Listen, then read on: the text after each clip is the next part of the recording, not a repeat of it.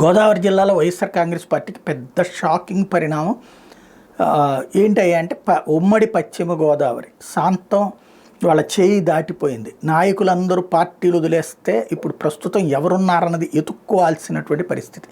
గతంలో ఎమ్మెల్యేలుగా గెలిచిన వాళ్ళు కూడా పార్టీలు మారిపోవడంతో పట్టించుకోని పరిస్థితి. పర్యవసానం ఏలూరుకు సంబంధించినటువంటి కార్పొరేషన్ తెలుగుదేశం వశమైంది.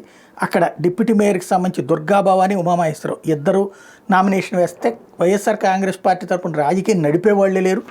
దాంతో ఇదివరకు ఆళ్ళ నాని లాంటి వాళ్ళు ఉండేవాళ్ళు ఇప్పుడు శాంతం ఆయన కూడా పార్టీ మారిపోయి వెళ్ళిపోయే ఇప్పుడు ప్రస్తుతం తెలుగుదేశంలో ఉంటారా ఏది అని తెలుసుకునేటటువంటి పనిలో ఉన్నటువంటి సందర్భంలో ఫైనల్గా వచ్చేటప్పటికి కథ మారింది.